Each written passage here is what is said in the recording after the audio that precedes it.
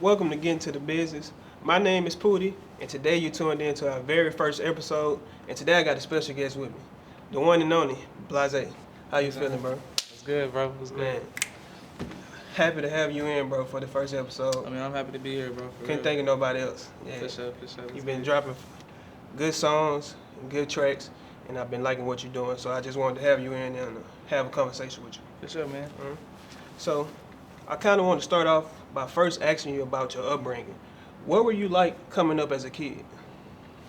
For the most part, I found myself like to myself. My granny, like, she'll always say, like, I just like kick it with myself or whatnot. But that I guess when she say that, she just question like why I always like stay to myself. But, Yeah. I mean, really just being the oldest at 8, you know, I never just really found myself like clicking with Younger siblings? Yeah, just like people my age. So, and I always found myself chasing, like trying to be behind like my older cousins and stuff like that. So, and yeah, I mean, I guess you can say I just kind of grew up fast. Just different stuff that I was going through. Now, were you brought up in like a 2-parent household, 1-parent household? What was like the situation? I was really raised by my grandmother for the most part. Really, all my grandparents, just in between. Cause my mama, she had me when she was 19. She was in school at Grambling State University. So by that time she had me, I was just living with my granny and stuff and whatnot. And then I go stay with my dad, grandparents. And, you know, my dad had his own stuff going on too.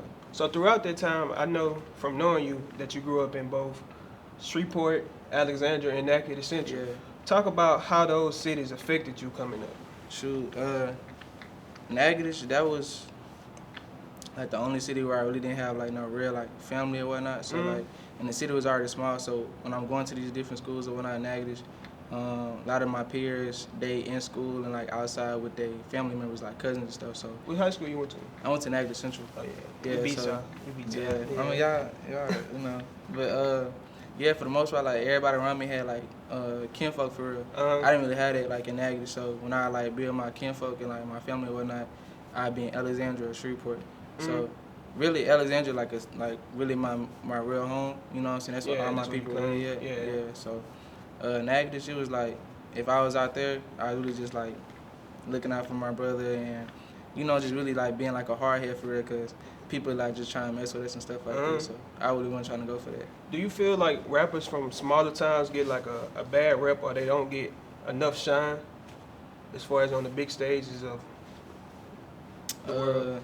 It depends, cause like the thing with music now is like, shoot, music is at a point to where it's like, yeah, you may see some like songs that's trending on TikTok or whatnot, and it's like, all right, this person from here, this person from there, but it's like when you really think about it, man, it's like, bro, it's billions of people on this earth that listen to music. You know what I'm saying? So when I look at my streams and where these people listening from, bro, I got people from Australia, I got people from Europe. You know what I'm saying? Just all over universal. Yeah, it's just universal. You know what I'm saying? And even close at home, I got people in BR, Shreveport, whatnot, Dallas. You know, so it's really just everywhere. I just think about when it comes down to the music and just being an artist alone, it's like, if people like your music, they're gonna like it. If they're not, they're not. Exactly. I was thinking while you were speaking about your start in rap. What was it that made you want to rap, and when did you decide to start? So I met my biological pops. I want to say around like the age like 9 or 10. And when I met him, I was into music, but I was just listening to like the beats and the cadences more than anything. But when I met him, the first artist he ever put me on was Jay-Z, and that's like his favorite artist. So from there, he ended up just showing me like how to break down music, how to catch samples, how to know when, you know what I'm saying, he talked like when a person just kicking you history within these raps and stuff like that too. Just everything, just really just catching everything this person is saying. So from there, that's when I really just started to grow with like finding my own like favorite artists. So first it was Drake, Thank Me Later, then it went from to J. Cole, Born Sinner, then Kendrick, Good Kid, Mad City. Those 3 albums for me really like made me fall in love with music alone. So right now, what's the top 3 J. Cole songs ever? That's my favorite artist. I got to see what you think. So Is She Gonna Pop? Is She Gonna Pop? Okay. That's J. Cole. And then I'm in college, and during that time he was in college, just Yeah. rapping about stuff that he did. So it's I kind of feel where he coming from Uh-huh. that.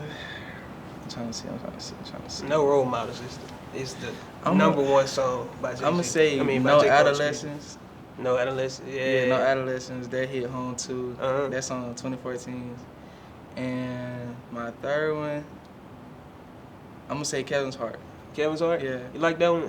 I really liked his early work, but Kevin's Heart, it's just something about that one as well. Yeah, That's one of my favorites. it's relatable, especially like right now with me, like, you know what I'm saying, especially like just dealing with different women or whatnot in the past, and like knowing like I'm trying to like find myself where I can like just be with one person and having that guilt trip and all that stuff. Man, It's just relatable. Being with one person is one of the hardest experiences in college because it's just so many people here that it's hard to just focus on one person. But I get what you're saying. Yeah. To shift over, I want to talk about this recent tape that you put out, For the Hell of It. What influenced that trap, and when did you decide to do that?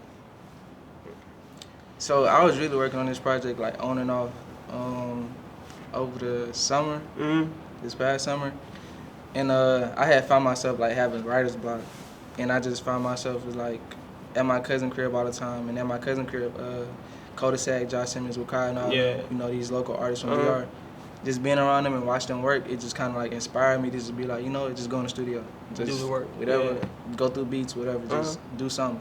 So I found myself doing that, and I couldn't think of a name for the tape. As I was doing these tracks, you know what I'm saying, like just months, you know what I'm saying, in between or whatnot, I'm doing these tracks, I'm like, bro, what am I gonna name this tape? Like, what am I feeling in general when I listen to this project? Yeah. And I just felt like shit, everything I was doing was just for the hell of it. Like I'm just doing this shit right now, and I'm just vibing. So for the hell of it, and then that's basically how I got that. But it really trickles down to like shit that I was like doing in between these songs and shit like that too. So just really experiencing life at that moment and right now, just whether it's dealing with different women or just like finding myself doing stuff I really just shouldn't be doing, whether it's doing stuff in the streets or going back home dealing with bullshit or just anything, you know what I'm saying?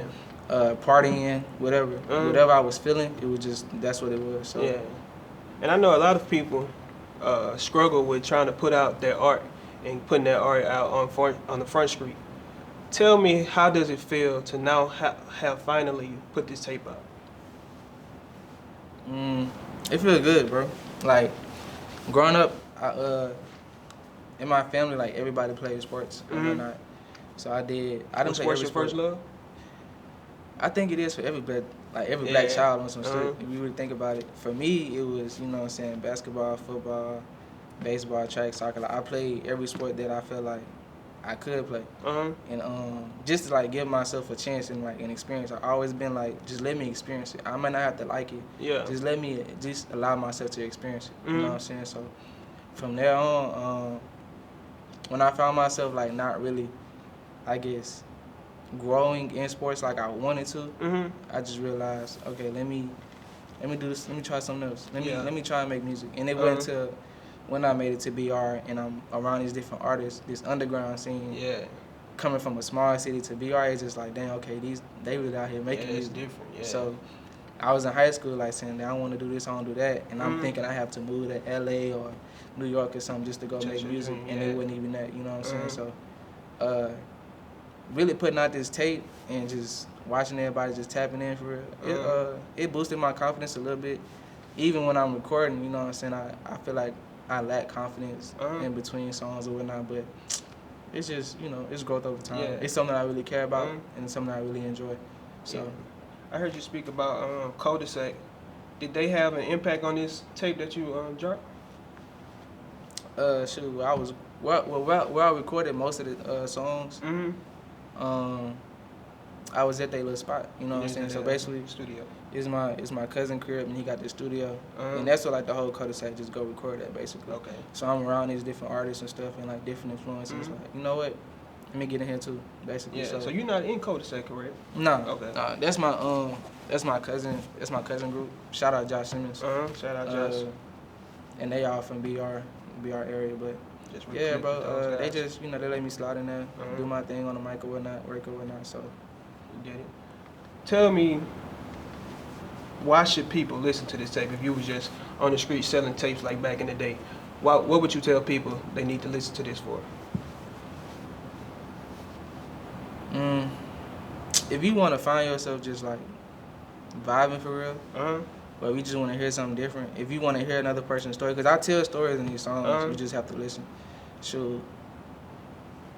Yeah, I like the story. That's the sound, you know what I'm saying? Yeah. But for the most part, the tape does give off like a grungy feel, or like an underground sound. Yeah. So if you into that type of vibe, or if you on like the underground scene, then you'll tap in and you'll just be like, okay, I fuck with that. Yeah. I like the storytelling that you do in Belly. The DMX clip from what movie is that? Belly. Yeah. Yeah. I like how you added that to the song. My favorite song off the tape is 3 a.m. We was talking about it on the way over. If you had a favorite song, what would it be? Off the tape? Off the tape. You only can live with one, burn the rest. It'd probably be For the Hell of It. For the Hell of It? Yeah. That first track, I felt like it just set the tone of the tape. Especially after the intro with the Baby Boy scene, I just like how it just, you know what I'm saying, cadence the first track in. So I definitely seen the direction that you're going and you headed towards a good job. I mean, you're doing a good job. I want to talk about your videos now. I got the chance to watch you do Stunt Game video, and it was a great video. I was able to see you hands-on directing, telling the cameraman what you wanted. Talk about why that was important to you to do that. Really an influence. Really watching my cousin work with his music career and everything, and just being behind the scenes and watching him just direct everything. Like, if you want something, you really gotta tell people what you want, and you gotta like just show them what you want for the most part. And that's like my biggest thing, especially when it comes to visuals. Like some of my favorite movies and you know what I'm saying, just favorite TV shows. They're not my favorite based on who's acting or like, I guess the scenery or like what's going on. Is the shots, it's the angles, the different, you know what I'm saying, just the different concepts of the shows and movies and videos. Do you see yourself directing or having the passion to do that? I mean, if that happens along, you know what I'm saying, along my journey, but for the most part, I know I'm gonna be directing a lot of my own stuff. So, what's your favorite beat off that tape? Belly. Yeah, that's your favorite one. Why? I just like that. I don't know. I was just glad I was able to find something that just had like a real smooth melody to it. Yeah. And then add into this track where this project where it was just like jumping the whole time. And it just kind of like chilled, just like it gave like a real relaxed sensation. Do you feel that your music fit into like the Louisiana sound or some of its own? I ain't gonna say it fit into Louisiana sound. Cause shoot, we all know what that is. It's either that bounce or you know the YB. And I grew up off that type of stuff. I grew up off Boosie and Webby and all that. And shoot, even the Houston culture with you know Slim Thug and Chopping Screw. Yeah, Chopping Screw, all that stuff. But I grew up off of that, so that's an influence on my music too. That's why I pick certain beats or like certain sounds for these projects and like, you know. What would be your like you had to put somebody else on the tape? What would be your dream artist to put on that tape?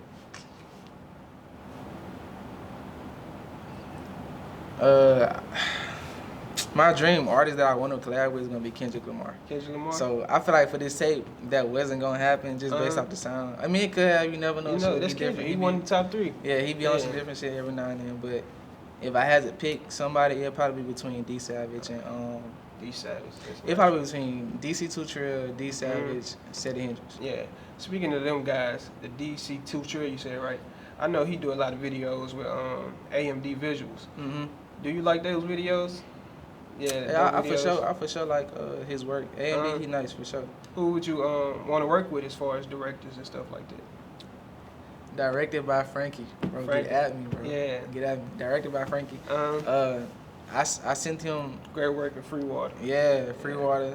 I sent him my the Geek video that I shot and we did something that, and he was fucking with it. You know what I'm saying? He liked it. Yeah, it's a good song, good video. Yeah, I mean he acknowledged it. So from there, you know, I guess I'm gonna just keep on working and like, you know, if it happens, it happens. How does it feel to have like the peers around you that's in this?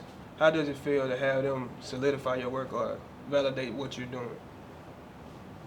Growing up, I ain't really like, when it came to sports, I felt like I was always overlooked. So now that I'm doing something like music that I'm really passionate about and like just being acknowledged about it, that's enough. Yeah. But it's like, okay, I'm finna keep putting in work.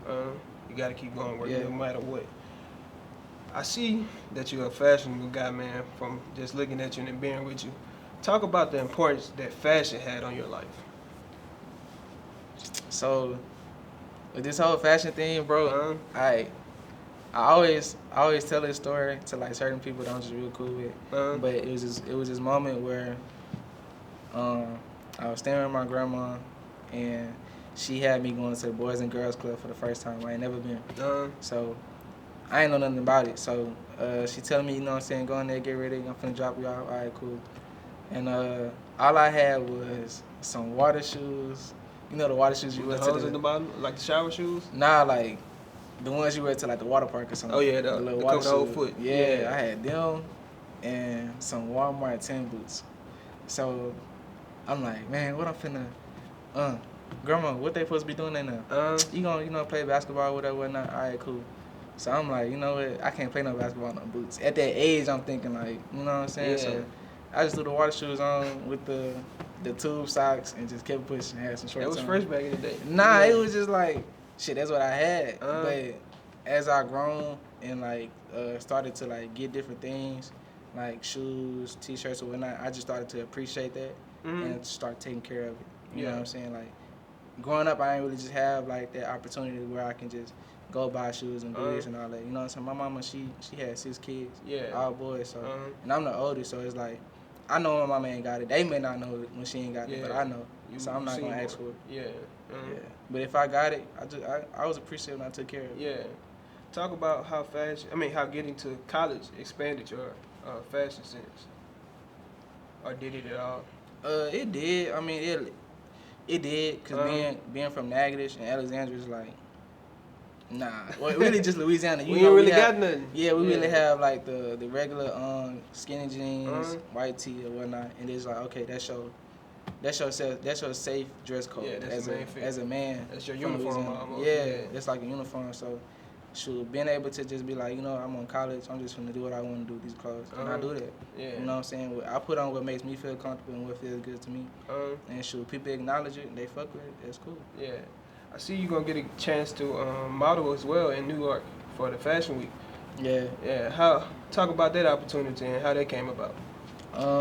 I put in an application just to be a model for New York Fashion Week in September, and sent them my headshots and like different photo shoots I did, and they liked it. You know what I'm saying? I actually got to talk to one of the people that's over it, and we just discussed like my my portfolio that I sent in, and she was just asking me like, you know, how I went about all these different shots that I did, and I just told her like everything. Like I said, even my photo shoots, I direct them myself. I come up with the concepts myself, and you know, shoot, if I do gain like inspiration from other things, but for the most part, it's like, okay, like let me put a twist on it to make it mine. I don't want to just copy somebody else and like it don't feel original to me. So yeah. It seems by listening to you that all three of the things that you love are fashion, music, and film. Yeah. Do you know that all of those things tie in together? Yeah, for sure. I was just having a conversation with my pops, and we were just talking about this opportunity that I have to collaborate with this brand. I'm not gonna say a brand, but it's like one of those brands, like Thrasher, Vans, and all that. So one of those brands reached out to me and said they wanted to collaborate. So, but that brought in like a conversation between me and my pops where we were just talking about like everything that I'm doing, music, art, fashion. It always collides. And it always come back full circle. Everything intertwined. Yeah. To end, man, I wanted to talk about some advice for the younger generation, because that's what I believe my show is going to be about, to share the stories and advice from people that are trying to pursue a dream and pushing the culture forward. What advice would you give to somebody who wants to chase their dream? Everybody can go. Everybody can go? Yeah. That's what my pops always tell me. Understanding that like you gonna have to do some things.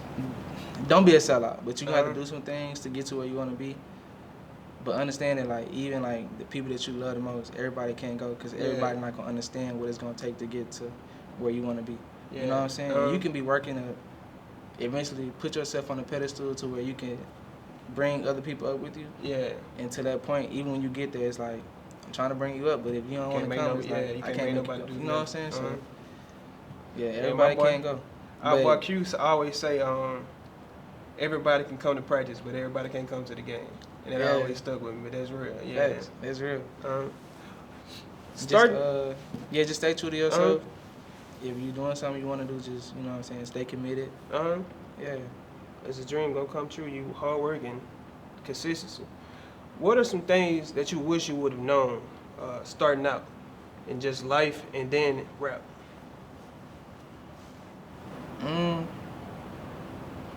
It's a lot of different stuff. Whether it's dealing with women or just like figuring myself out as a person. Yeah. Not being a follower. Like I learned that early, but it was like before I met my pops, that was something I was doing. Like I was like, oh, I want to go fuck with the street niggas. Or I want to do this. I want to go do that. Even after I met him, I was still finding myself selling weed at school and just like doing little slick shit. You feel me? Getting kicked out. When it come to that, it's just overall finding out who you are as a person. Yeah, that's important. Yeah, know who you are. Well, man, I ain't gonna take up too much of your time. I appreciate you coming in. I appreciate you having this chance to interview you, bro. Sure. All right.